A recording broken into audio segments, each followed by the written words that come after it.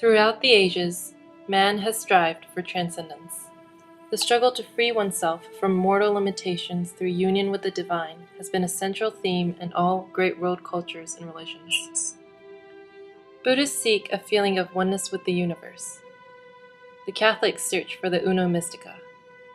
And Muslim Sufis yearn for a loss of self and union with the universe. The study of these themes has historically been relegated to philosophy, but there is a growing belief among researchers that modern study of the brain can help us understand faith and spirituality. We ask ourselves, can modern neuroscientific findings explain the mysterious feeling of transcendence and loss of self?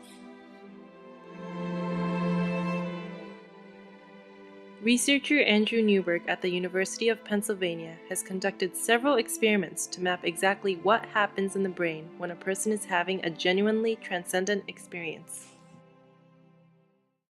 When the subject first comes into our laboratory, what we normally do is bring them into a fairly quiet room. They would then begin the meditation. We were normally not even in the room so that we would actually minimize any kind of distractions to them. The only way that we had some kind of contact with them is that they had a little piece of string that would sit next to their side. They would tug on this string a little bit, which meant that now they were beginning to head towards their peak of meditation. At the tug of the string, a radioactive tracer would be injected into the body that would give Dr. Newberg a freeze-frame glimpse of the brain from just moments after the meditative experience. The scans measured blood flow, with red showing the areas with highest flow and yellow the areas with lowest. His findings showed significant information. There was increased activity in the temporal lobe, which has been hypothesized to be the seat of religious experience. But there was also a large decrease in blood flow to the parietal lobe region of the brain. The parietal lobe is responsible for integrating sensory information from different modalities, particularly determining spatial sense and navigation. For example, it comprises of the somatosensory cortex and the dorsal stream of the visual system.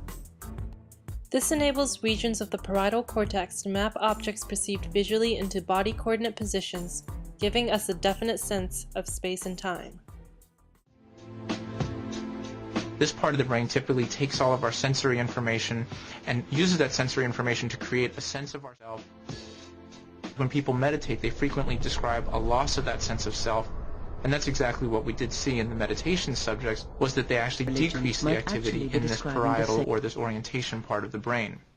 To test whether this brain chemistry was shared across spiritual experiences in different religious traditions, Dr. Newberg repeated the experiment, Interestingly, this when we time look at the examining the Franciscan meditative nuns, chanting we of see a Franciscan similar nuns. decrease. Interestingly, when we look at the Franciscan nuns, we see a similar decrease in the orientation part of the brain as we saw with the Tibetan Buddhists.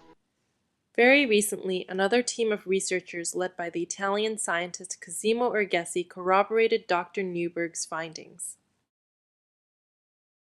Dr. Urgesi and his team found that selective damage to the left and right inferior posterior parietal lobe regions induced a specific increase of self-transcendent feeling. His results hint at the active and crucial role of the left and right parietal systems in inducing self-transcendence.